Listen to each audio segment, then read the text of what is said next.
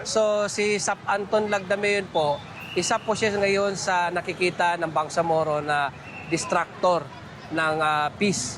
Sapagkat ginulo nila yung on track na peace process sa peace table, ginulo nila.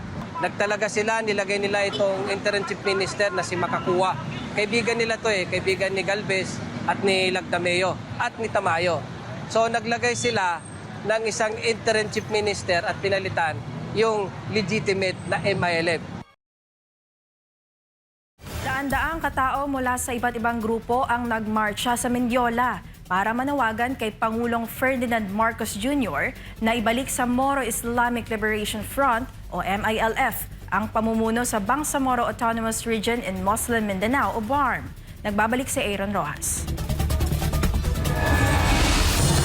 Sa ilalim ng kilusang Move for Peace Now, nagmarcha ang mga kinatawan ng civil society groups, youth organizations, community leaders at peaceful advocates sa Maynila. Ipinanawagan nila ang pagbabalik sa orihinal na diwa ng Bangsamoro peace process sa Mindanao. Ayon sa mga organizer, dapat maibalik si Alhaj Murad Ibrahim bilang interim chief minister at muling maitalaga ang mga miyembro ng parliament na inindurso ng MILF.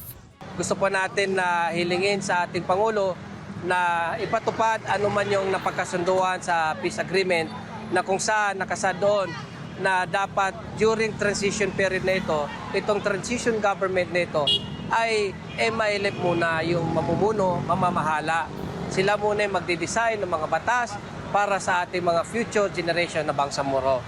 Maibalik si Alhaj Murad at yung MPs, member ng parliament na recommended or endorsed ng MILF.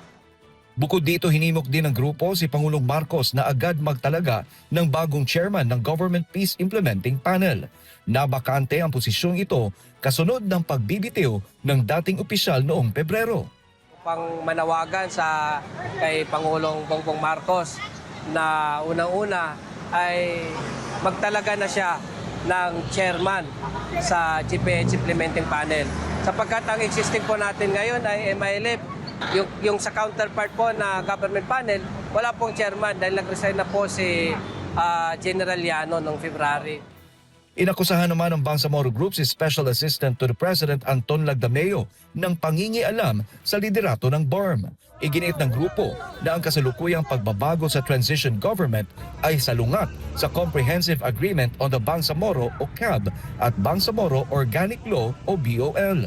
So si Sap Anton Lagdameo po, isa po siya ngayon sa nakikita ng Bangsamoro na distractor ng peace. Sapagkat ginulo nila yung on track na peace process sa peace table, ginulo nila. Nagtalaga sila, nilagay nila itong interim chief minister na si Makakuwa. Kaibigan nila to kaibigan ni Galvez at ni Lagdameo at ni Tamayo. So naglagay sila ng isang interim chief minister at pinalitan yung legitimate na MILF. Kasama rin sa mga panawagan ng mga nagprotesta ang pagbawi sa paghirang sa kasalukuyang interim chief minister, ang buong pagpapatupad sa mga kasunduan sa kapayapaan at ang pagtanggal sa mga personalidad na anilay nakakahadlang sa Bangsamoro transition. Nagbabala ang grupo na hindi dito magtatapos ang kanilang pagkilos. Maaari pa silang magsagawa ng mga susunod na protesta kung hindi maririnig ng Malacanang ang kanilang hinaing. Sa ngayon, hinihintay pa ng grupo ang magiging tugon ng Malacanang hinggil sa isyong ito. Nananatiling sentro ng usapin kung sino ang dapat mamuno sa BARM habang nagpapatuloy ang transition process. Ito ay isang isyong maaring magkaroon ng malaking epekto sa darating na BARM parliamentary elections sa buwan ng Setyembre. Para sa Diyos at sa Pilipinas kung mahal, Aaron Rojas, SMNI News.